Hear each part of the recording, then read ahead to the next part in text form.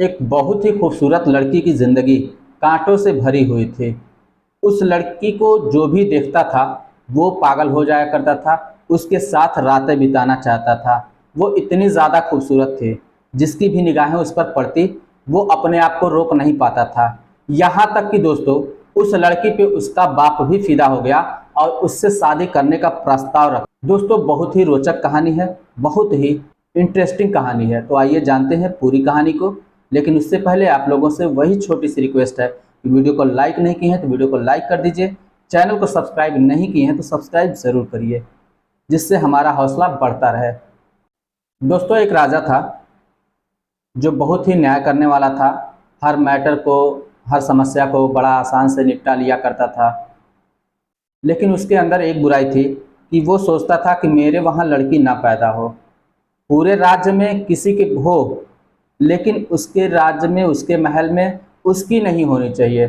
लड़की कहीं पे भी पैदा हो, उससे कोई प्रॉब्लम नहीं थी, बस उसको प्रॉब्लम थी उसके बेटी ना पैदा हो। उस राजा ने अपनी रानियों से कह दिया था कि देखो, अगर किसी को भी बच्चा होने को हुआ और लड़की पैदा हुई तो समझ लेना उस बच्ची को भी मार देंगे और उसकी माँ को भी मार देंगे। अब इस बात को सुनकर सभी रानियों में दहशत फैल गई, क्योंकि एक राजा था तो उसकी कई रानियां थीं, सब में दहशत फैल गई। कुछ समय बीता तो एक रानी को बच्चा ठहर गया। अब वो रानी दिन रात यही सोचती थी कि पता नहीं लड़का होगा या लड़की होगी। लेकिन रानी के मन में भी था कि जो भी हो, खैर है तो मेरी औलाद ही। अब वो जो है अपना देख रेख करते करते जो है लगभग 8-9 महीने का समय जब हो जाता है, जब बच्चा पैदा होने का दिन आ जाता है, तो संजोग से उस दिन राजा किसी काम से बाहर गया होता है। इधर जो है जब रानी को बच्चा पैदा होता है तो वो लड़की पैदा होती है। अब रानी सोचती है कि अब क्या किया जाए। अगर राजा इस लड़की को देख लेगा तो लड़की को भी मार देगा और मुझे भी मार देगा। लेकिन मैं करूँ तो क्या करूँ, इस बच्ची को मैं क्या करूँ कि जिससे इसकी जान बच जाए। क्योंकि भाई माँ तो माँ ही होती है। वो चाहती नहीं थी कि मेरी बच्ची को कुछ हो, भले ही वो लड़की थी, क्योंकि प्रॉब्लम राजा को थी, रानी को तो कोई प्रॉब्लम नहीं थी। लेकिन रानी ये सोचती थी कि अगर राजा जान गया कि बच्ची पैदा हुई है तो इसको भी मारेगा और मुझे भी मारेगा। अब वो सोच रही थी कि क्या किया जाए। तो फिर वो देखती है चारों तरफ उसके भरोसे का कौन ऐसा है कि जिसको जो है इस बच्ची को सौंप दिया जाए। तो एक बूढ़ी औरत होती है जो बराबर राजमहल में आया जाया करती थी और रानी की बहुत भरोसेमंद थी। उस बूढ़ी औरत को बुलाती है और बुलाने के बाद कहती है, माता जी, यह हमारी बेटी है और इसे आप अपनी बेटी समझकर पालिएगा। जो भी खर्च आएगा पालने में वो सारा चीज़ मैं उठाऊंगी। ये कहकर बच्ची को उस बूढ़ी औरत के हाथ में दे देती है, साथ में कुछ धन दौलत देती है जिससे बच्ची की परवरिश में कोई प्रॉब्लम ना हो। बूढ़ी औरत बच्ची को और धन को लेकर अपने घर चली जाती है। और इधर अब सोचती है कि बच्चा तो पैदा हुआ है, राजा को कुछ न कुछ तो बताना ही पड़ेगा। तो वो सारे महल में एक खबर फैला देती है कि बच्ची तो पैदा हुई थी मगर मरी हुई पैदा हुई थी। राजा के कानों में ये बात जाती है तो राजा जो है कुछ नहीं बोलता, कहता है वैसे भी मरी थी तो कोई बात नहीं, क्योंकि उसको इग्नोर कर देता है कि जिंदा होती तो कुछ किया जाता, लेकिन जब मरी ही पैदा थी उसको भी मरना ही था, इससे बढ़िया है मरी हुई पैदा हुई। कुछ समय बीतता जाता है और ये बात सभी से छुपाई जाती है। वो बूढ़ी औरत भी किसी को नहीं बताती है।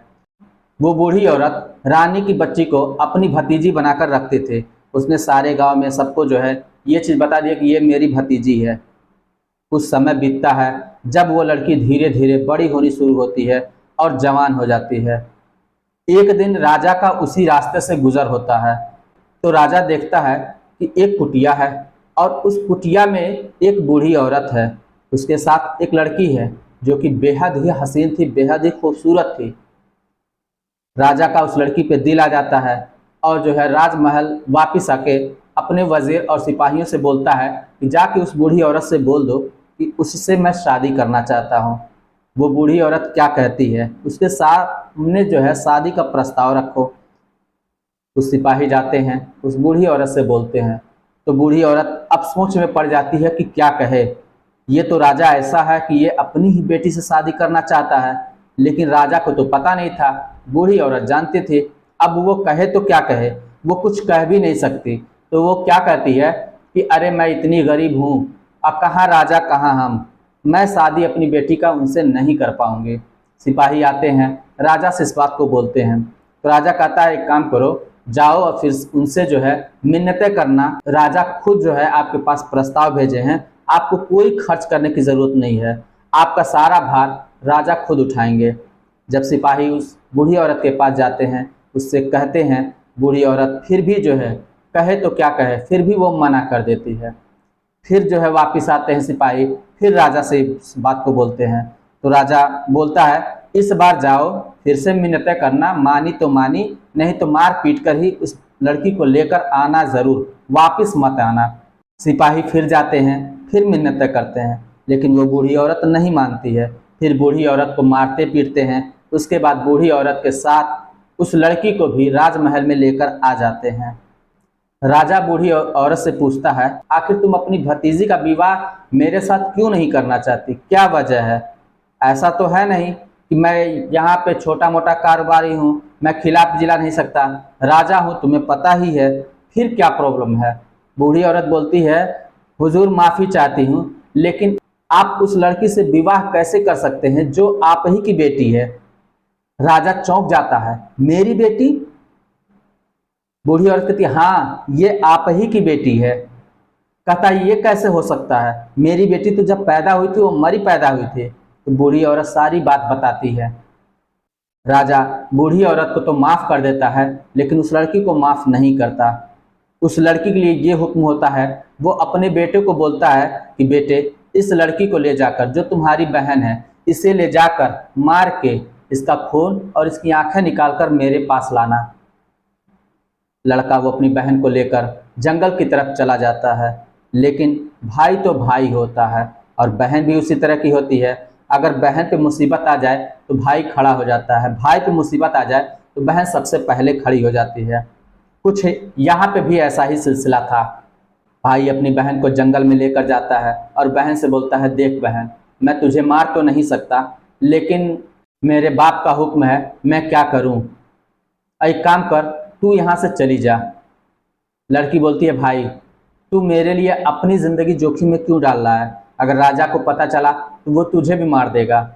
लड़का बोलता है, तू उसकी चिंता मत कर, तू यहाँ से चली जा, मैं कुछ ना कुछ बंदोबस्त कर लूँगा। लड़की इतनी बात सुनती है तो वो चली जाती है। अब लड़का क्या करता है, एक हिरन का शिकार करता है, उसके बाद उसका खून और उसकी आंखें निकालकर राजा के पास लेकर आता है। राजा से बोलता है कि पिताजी, मैंने बहन को मार दिया और ये रहा उसकी आंखें और ये रहा खून। राजा जल्दबाजी में होता है तो कहता है, ठीक है, कोई बात नहीं, वो कह के चला जाता है। अब इधर जब रानी को इस बात का पता चलता है तो वो दहाड़े मार के रोने लगती है। अब बहुत भाई, माँ तो माँ ही है। तो फिर लड़का जो है अपनी माँ से जाके बोलता है कि माँ तू चुप रह, तुम नहीं जानती, मैंने बहन को मारा नहीं है, उसे मैंने भगा दिया है, ताकि उसकी कम से कम जान तो बच जाए। और जो ये खून और आंखें देख रही है, और इसको मैंने हिरन का शिकार किया है, उसी का खून और आंखें लाके मैं पिताजी को दिखा दिया हूँ। इस बात को सुनकर रानी को संतोष होता है। उसके बाद जो है फिर आगे वो लड़की जब वहाँ से छूट पाती है तो अब उसको ज़रा सा भी डर भय नहीं लगता है। जंगल घना था, चारों तरफ खूंखार जानवर थे, लेकिन फिर भी उसको डर नहीं लगता, क्योंकि वो मरने के लिए गई ही थी, उसको मारने ही वाले थे लोग। अब ज़िंदगी मिली थी तो मौत से कैसा डर। जब इंसान मर के बचता है तो उसे मौत का डर नहीं लगता। जैसे बोलते हैं ना, मरता क्या नहीं करता। तो वो लड़की जो है अब भागती भागती जाती है और जो है झाड़ियाँ वगैरह होती हैं, कटीले होते हैं, वहाँ पे इसके कपड़े फंसते चले जाते हैं और धीरे धीरे करके सारे कपड़े फट जाते हैं। अब क्या बोलती, ये लड़की जो है नंगी हो चुकी थी। अब क्या करती है, अपने शरीर को पत्तों से ढकी रहती है ताकि कम से कम अपने शरीर को सुरक्षित रख सके।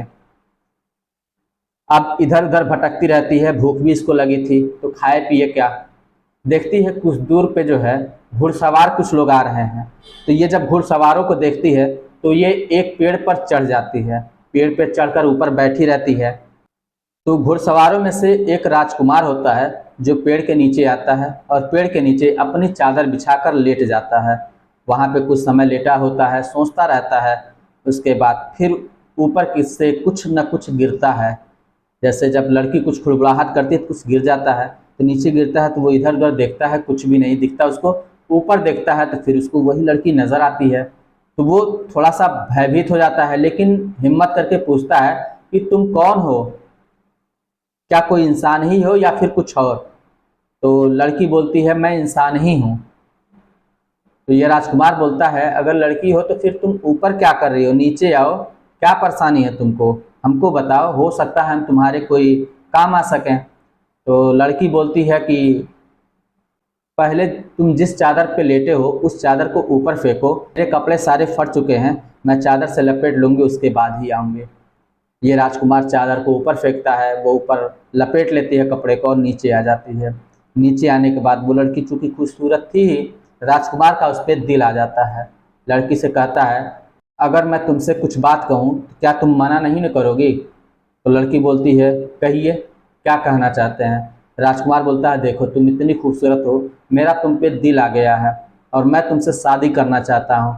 अब लड़की कहाँ जाए, लड़की को भी किसी ऐसे इंसान की तलाश थी जो उसको अपने घर इज्जत आबरू से रख सके और राजा से उसको बचा सके। तो लड़की फटाफट हाँ बोल देती है।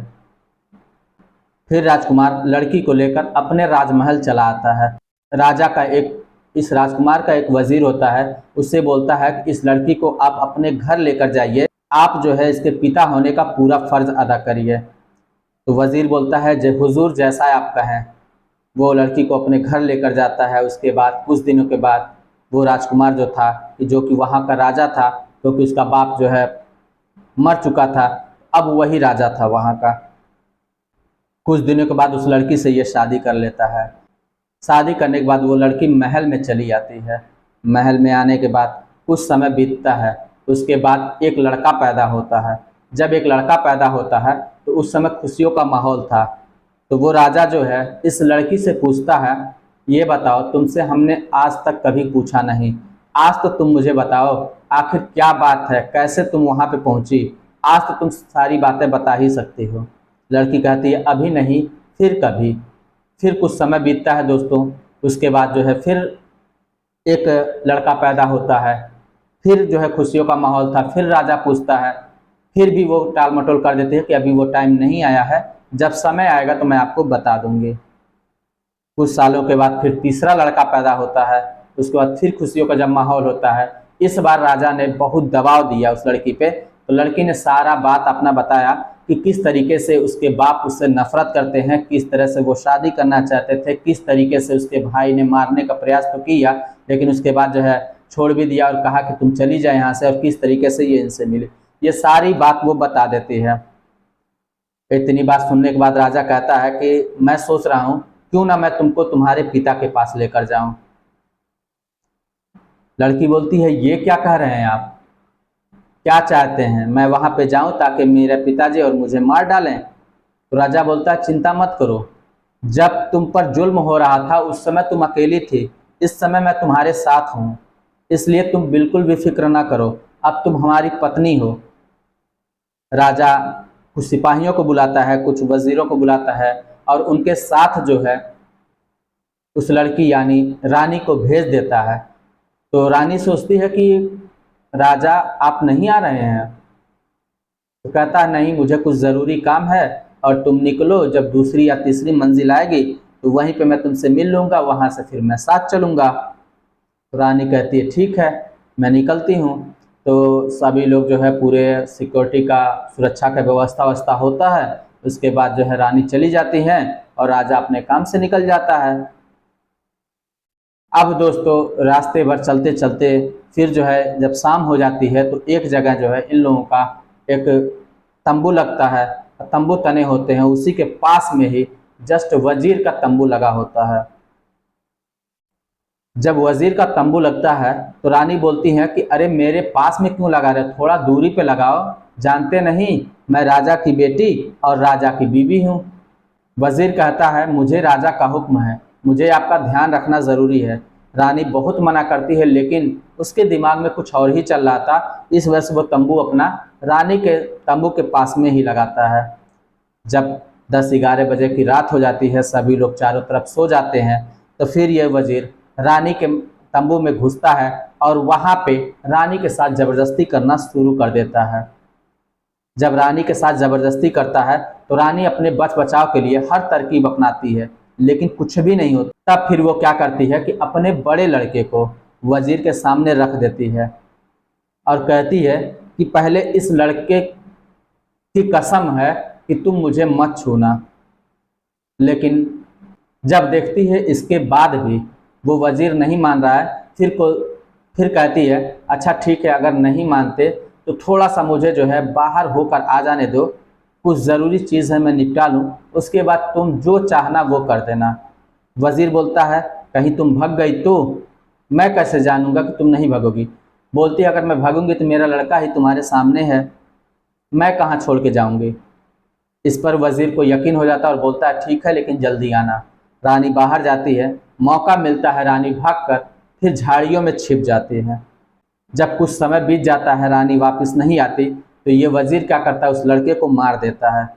उसके बाद दोस्तों क्या होता है, उस लड़की के साथ, उस रानी के साथ क्या क्या घटनाएं होंगी, कैसी कैसी मुसीबतें आएंगी, आपको इस कहानी के अगले पार्ट में सुनने को मिलेगा। आज की वीडियो में बस इतना ही, मिलते हैं। अगर कहानी आपको ज़रा सा भी अच्छा लगा हो तो वीडियो को लाइक और चैनल को सब्सक्राइब ज़रूर कर दीजिए। बने रहिए हमारे चैनल पे इसके अगले भाग का।